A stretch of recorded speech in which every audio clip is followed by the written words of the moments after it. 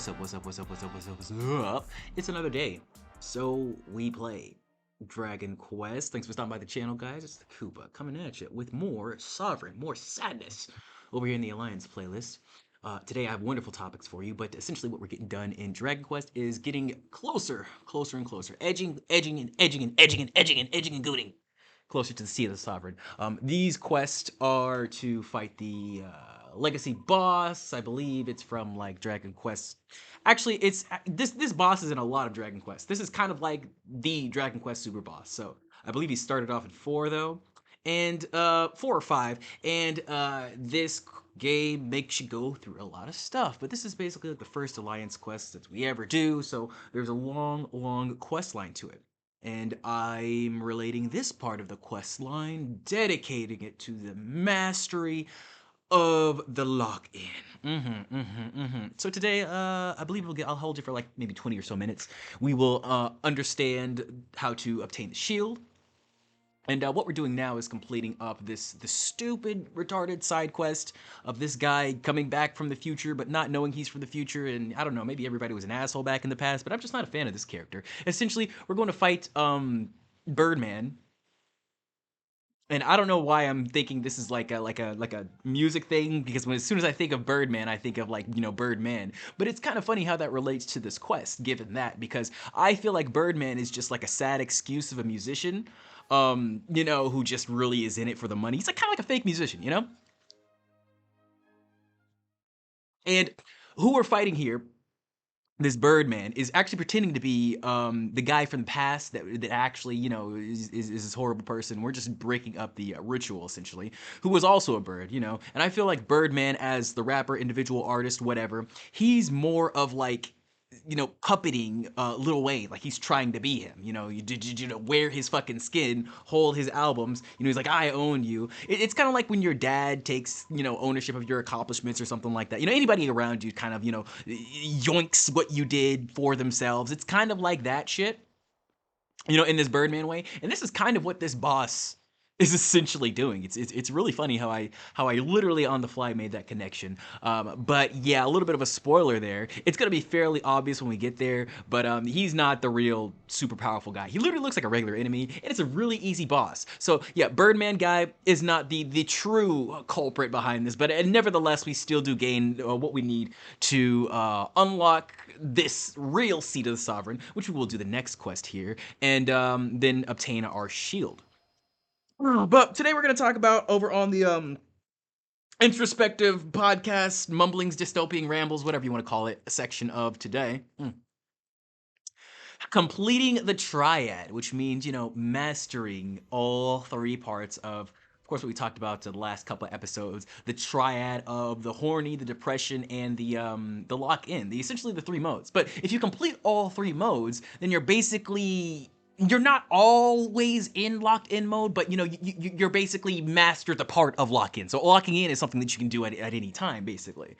If you catch my drift. You know, when you need to, you can, and when you don't, you can't. Yeah, this is kind of describing the people who are at like parties or whatever, when everybody gets drunk, and then something bad pops off, you know, the guy or the mom or the guy, the girl, the person who basically just locks in when bad shit happens, and everybody else is having fun still, and they're like, oh, hold on, guys, I gotta make sure nobody dies. I gotta make sure nobody gets arrested. That person, that's what basically happens to you when you master the Triad. Also, I would like to say, if you do master the Triad, then don't, you know, probably don't flaunt it everywhere, because you're bound to get used in horrible, horrible ways.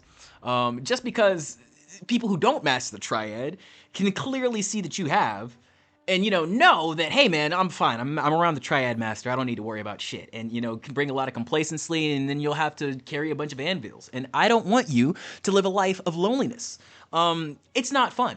It's not fun. Most intelligent people know it's not fun, but we do it anyways, because we're kind of like, you know, you just like, what are we supposed to do at this point? You can't forget. You can't get unaware.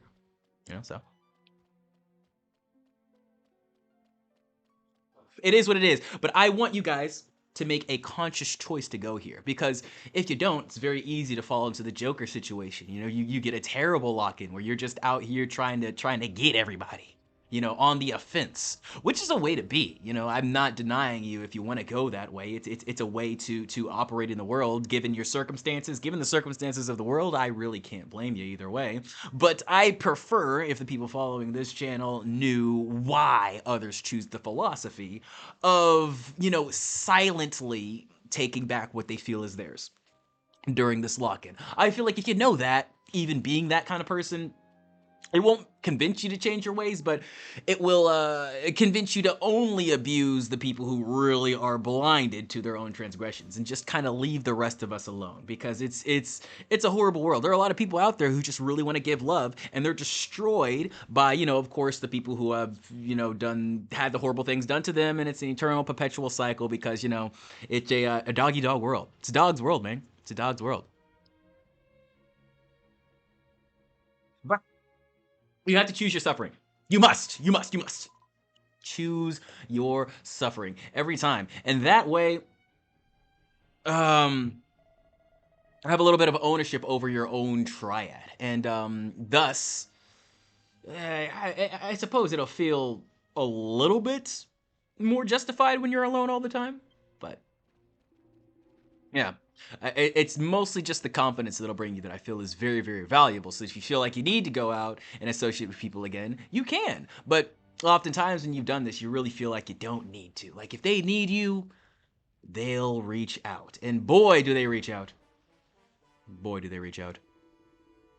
But my guy, my friend, my fellas, mastering the triad really is not that hard. Once again, it is the horny, the depression, and the lock-in.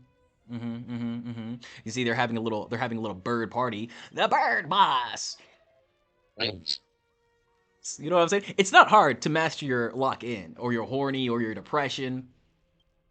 Because we're all disciplined in different things. You are disciplined. You've been disciplined enough to listen to, what has this been, 10 minutes of me rambling on? And you're still here after I did that horrible voice acting? Like, that's crazy. That's insane levels of discipline. So I appreciate that. But on top of that level of discipline, we all know how hard it is. Because I'm just assuming if you're here on a Dragon Quest video, you probably like RPGs.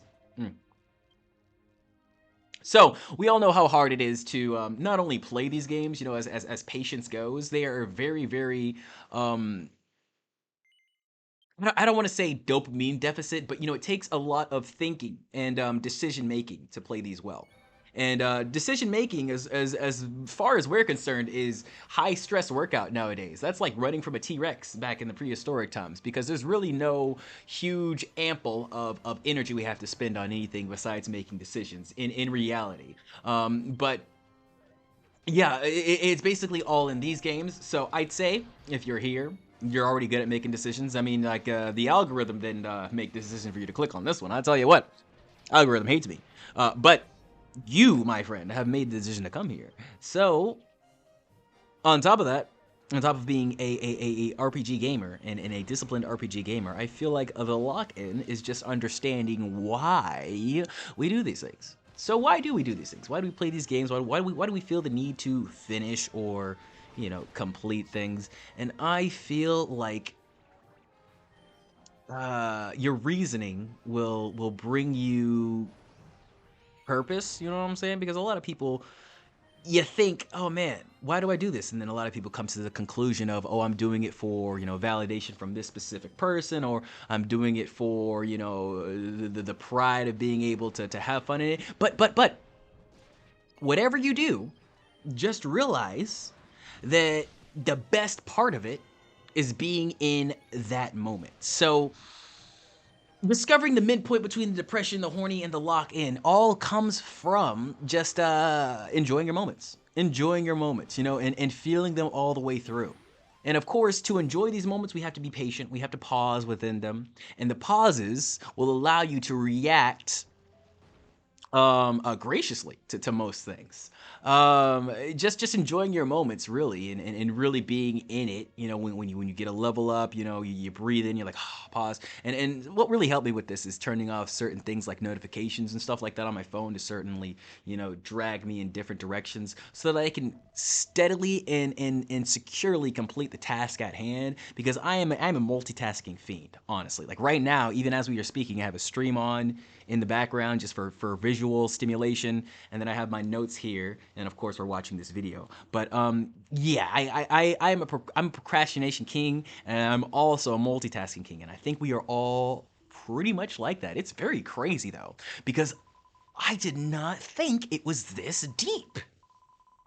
But I read, and this was like a 2023, I think, study that like 30% of Americans use 2 to 3 screens while relaxing.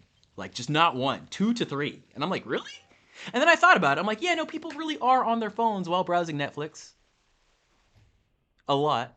I feel like that's the main thing. But yeah, it's kind of like the study that was recently done. I watched this on, I think it was Alana's channel or maybe Leaflet or something. But it's kind of like the study that people did where it said like, half or 60% of gamers are female or something like that, and then like half the gaming they're doing is like on phones or got Candy Crush and some shit. And I'm like, well, yeah, man, yeah, man. Like I feel like back in the day, there were just different things for girls to do. Probably there were different things for guys to do too. But now that everything's online, and this is not to rag on the ladies, but girls don't really play video games like that because they require too much effort and thinking and brain power. It's the same reason why there are not a lot of girls in STEM, okay? Decisions are hard and they have a lower tolerance for stress and chaos. Well, they have a lower tolerance for stress and they naturally create chaos, which means they don't want to, you know, artificially create it in gaming and have that world to worry about as well. I understand it too, man. It's why I can't play too many games at the same time. I gotta sort of like work on one RPG and complete it, or work on one fighting game and get good at it, and then just like play it routinely with someone. Um, and that's really how I like to vibe. I don't really call myself a gamer. When I really went off and decided to like start my life, quote unquote, on the tutorial level and moved towns, I didn't really game that much. I was really out there, like trying to experience life, and I thought that was, what I liked. And you just slowly figure out that, oh, hey man, I'm not inviting people out to do things. Yet I am outside the house every day, sometimes twice a day, helping people. What am I doing? For free? For nothing? People have to chase me down to help me with my shit? And then when I get the help, I don't like it? And honestly, all in all, I don't regret that. Not one bit. Because it teaches you that you really don't need anybody else's advice, anybody else's, oh my god, I dropped my phone. Anybody else's phone. You do need a screen protector though. You don't need any other, self-input. But the main thing about growing anything is consistency. And a lot of people will distract you from that with their bullshit obligations that they need so much help with, that they'll die if they don't get it. But people who reach out to you like that have like 8,000 contacts they can just do someone else with, And nobody's gonna tell you how valuable you really are to them until you fucking leave. Sad but true. Sad but true. So just take it with stride, Take it with pride. Be grateful that somebody cared about you enough to ask for your input. But protect yourself, man. If you really don't have the bandwidth, then don't expend it. And I'm glad I expended it once again because, I didn't know what I wanted to do. I was confused. And I'm glad I got all that experience because now that I know what to do, I can cash in those skill points from all of the crazy bullshit that I learned. Over 10 retail jobs, tons of school and classes, still paying off the debt from that. But, now we get to do our own thing. We have the gig work, we have the channel, we have the multiple channels, and I just like the fact that the lock-in for me is not really about the results. And it really never has been. But because I did all that stupid bullshit and saved up and I'm dodging my debt correctors. No, nobody heard that. Nobody heard that, right? Anyways, because of that, I have the full permission to just go as slowly as possible. And also, I'm really not after a bunch of money. I'd rather not be popular. And, I'm sustained right now. I don't need to fucking crash out over the unsustained growth or anything, and perhaps even I'll grow an authentic community that thinks the same way that I do, which is freely true freedom, to think from other perspectives, which I think is true freedom. You have to suffer a little bit by going into retards' minds to be free, but Frito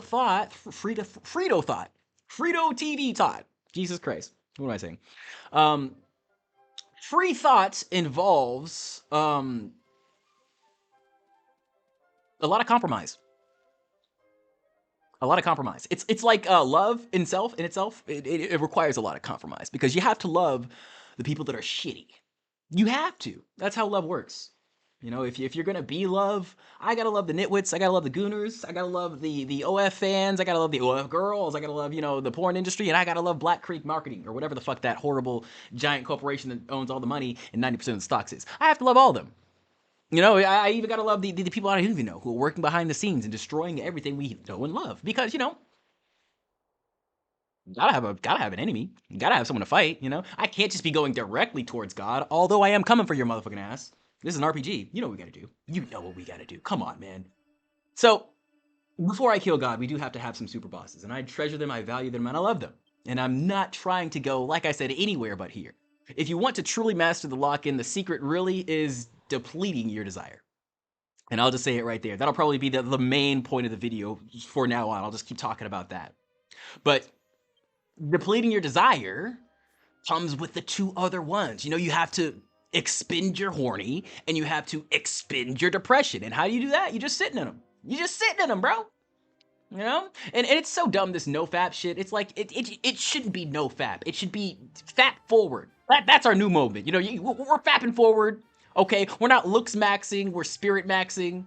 Okay, you have to just use it in the right way, and don't just ignore the feelings. A lot of this nofap shit is just people being like, yeah, destroy your notifications, mute all the VTubers, and get all the Instagram models off your phone, and don't even go to Snapchat, and then mute all those notifications. And bro, who cares, man? Who cares? Okay, I am not gonna stop fapping because I'm not gonna stop watching Silverville. That's just what she does. She's not like an OF creator, but it puts me in that mode. So when I'm actively in that mode, I'll go. I'll do the thing. But the thing that people go bad with is that it's not in moderation, and it's not in moderation because it's just polluted us with it. So I do understand that, and I'm not against you content creators that say these things, muting things and doing things like that. I'm just saying, just have some fucking self-control, guys, okay? And if you know how the internet works, you've probably already been doing this, honestly. Like, it's so funny because I was watching some VTubers like Squad Chan, who's like, if you're doing it on incognito tab, you're a loser. You're a cheater. You don't have any confidence or pride, bro. I do it on incognito tab so that the recommendations don't hit me in the face every time I open the browser. You know what I'm saying? So, because I'm a streamer, right? So, like, if it's not on an incognito tab and I go there this fucking much, yeah, it's gonna be up there. And so, that's kind of like the slight out of sight, out of mind thing. So it's not even like me, myself, I don't do these things that help my algorithm keep that shit out of my forefront, okay? I'm just saying, man, if you like a hot girl, like your hot girl, It just stop trying to jump in everybody's pool. You have to not care about results. You have to. And I'm sorry, man, that's just a horrible way the world is. The people who don't want any attention get it. And the people who vie for attention and do everything the world wants get the attention, but for the wrong reasons, and eventually crash out because the attention, the gatekeeping that was there to protect them. They were not ready. Of course. And that is why I started this channel, put up a video, didn't get any traction at first, and then eventually I came back to the video and was like, oh my god, it has too much traction. Holy shit, I need to stop. And that's just what happened. That's just what happened. I got scared, My confidence wasn't there. See, Squad Chan was right. Oh my god. But seriously, I knew I wasn't ready at that time. So I stopped. And, I gave up that area of my life for a long time. And I, of course, I didn't think I was a gamer, all this bullshit. But now on this later half of life, I realized that, yeah, you really don't need much else. You just gotta lock in. And locking in involves a lot of separation. A lot of separation. I feel like that's what the depression part is. Because when you're with people, it's very, very hard to be sad. That's why I like streamers, why I like recorded content. Because it's like being with a dead person. Well, streaming is not. Recording content is, though. I like how other VTubers set up the channel, like Alicia X Life, Alicia X Death as well. It really makes sense when you think about it, because this recording can't interact with you at all, but you are given permission to interact with your stream, and that's how you have to see it. It is definitely a parasocial relationship. It is very tiered. It's like talking to your boss or something like that. It's not fair. It's not fair, man. And also, the one thing I really don't like about streaming is that you really don't understand what people are trying to say to you. These chat messages, they always come out different to the streamer because the streamer's gonna read it and interpret it, and you're not really talking to them. A lot of streamers understand this, and they like to have streams where they just invite people to call and do podcasts and talk to them, because it unless you're a person like me, it feels very, very awkward to just get on mic and ramble on and then suddenly get different pieces of text that fly at you. You really have to suspend your disbelief a lot to believe that there are other people beyond the computer interwebs actually watching and typing this shit. Because yeah, I love it when the girls do that and interact with people like they're actually there, but it's, for me and for a lot of guys who stream, they just can't get it. They can't conceptualize it. So they really, and I feel like this is something that happened to Miskip too, they really just turned everyone into chat, and which means they're not alive, which means they're not people, which means they don't fucking matter. And sure, I mean, you can do that, but you see what's happening to Miskiff, man? It's just, it's one way it could go, and there's not a lot of other good ways it can. So, during this journey that we are going on, the lock-in will only be mastered because I don't care. Because I literally have taken the care out. I've taken the desire out because the horny and the depression are always within me. And I think, I'm good here, but I really shouldn't add a lot more, which is why I really don't hang around chats a lot. Like I said, I watch a lot of streamers. I watch a lot of this content because, of course, I do make it. But I've just been watching it all my life, and I don't think that's a bad thing.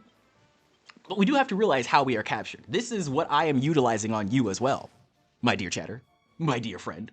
I'm utilizing your nostalgia against you.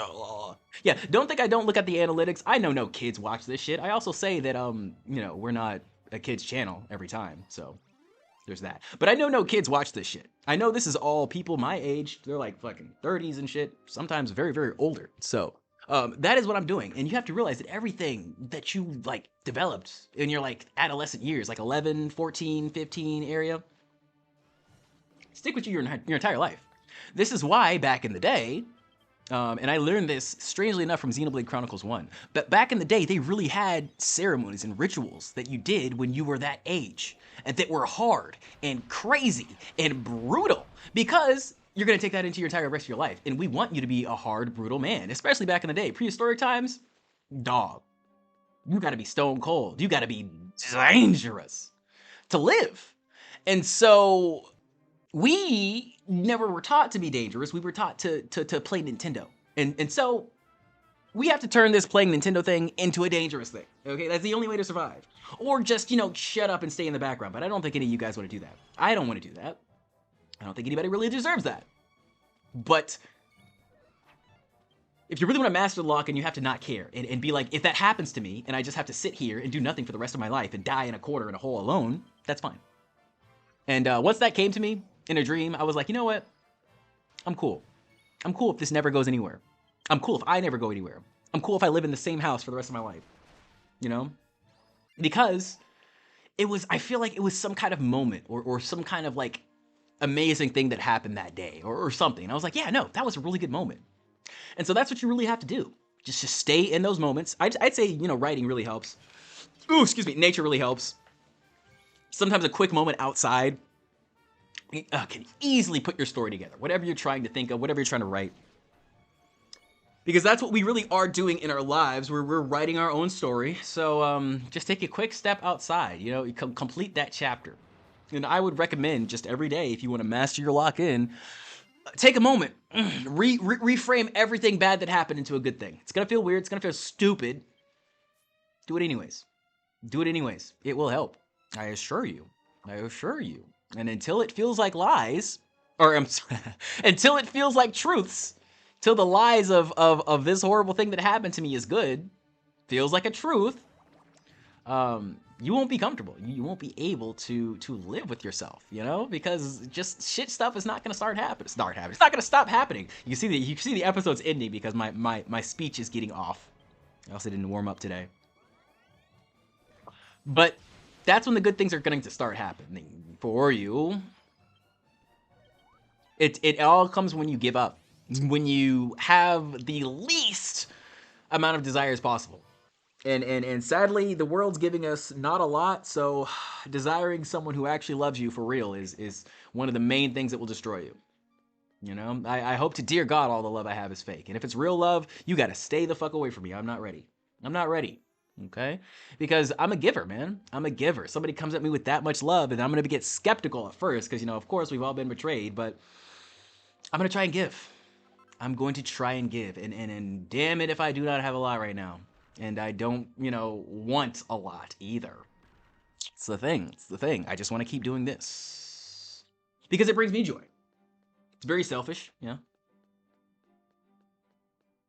But I've had my selfless phase. And that's why I am so good. But, you know, if anybody knows me, I've always been this good. I've always been this amazing. You are trash. And let me flop my dick on the table. But yeah, you have to give up on a lot of these desires, man. So I'm glad VTubers exist. Of course, when the internet dies and you know we all lose our jobs, they'll probably take VTubers with them. But I'm glad they exist for this phase, the lonely phase. VTubers are very helpful for me. You know, I can act like I have a little animated girlfriend on the screen. It's fantastic, right?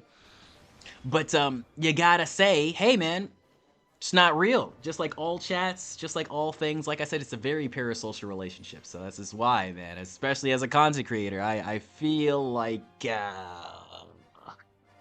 and I'm not saying, you know, you can't do this as other content creators, but just for me, man, it's just not authentic for me to jump in chats and talk to people all day, especially when it's not like what I like to do in real life.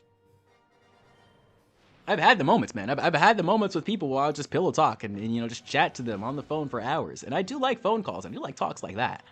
But all in all, would I say like, I totally want to do that again with like 8 other people? I'm so good. I'm so good. So I really get away from a lot of the advice and self-help gurus or whatever that are online, because a lot of this red pill shit is really bullshit. It's just this lock-in, but on the deceitful side. I'm talking about the silent side of the lock-in, where you're just okay doing work for no reason because it's going to help you grow. The red pill side of the lock-in is like you're locking in so you can fuck all these bitches, and I'm like, no, my friend, please don't do that. Okay. And you know, to do that in this world, you really have to be a deceitful bastard. And that's not a bad thing for other people. It's just not for me. You know, deceit and deception are needed in this world, though.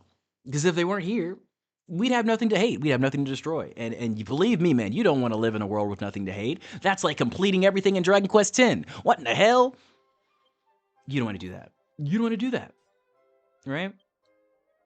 But, definitely keep a discerning eye out because they are everywhere, you know, and if you've chosen a path, you know that you can't take on every kind of energy. People think that the world is so big and it's ever expanding. I'm like, nah, man, that's the internet. That's the internet. The internet is like outer space, okay?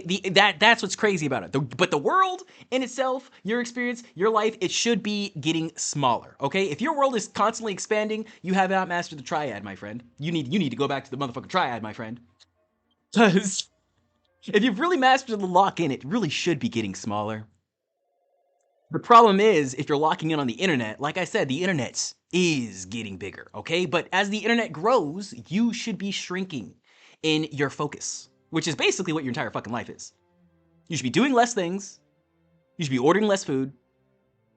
You should be doing less tasks. That's how you really lock in, because you're not desiring all this bullshit, you know? If you have a good friend, just talk to them.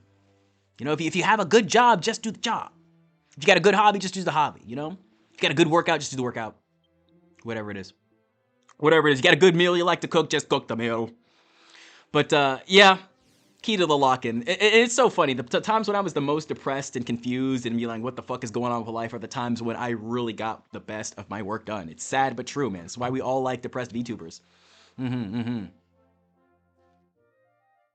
But anyways, guys, we are one step closer to the completion of the Triad, to the completion of the Sovereign. Next time I believe we're going into Mega Man territory. Ooh, because we're going into the Sovereign Temple. We have all the pieces of the armor, and we're gonna get groovy with some bosses. So I will see you next time. This has been Chrono. Chrono baby. Chrono baby. Thank you all for watching. Subscribe, and I'll see you later.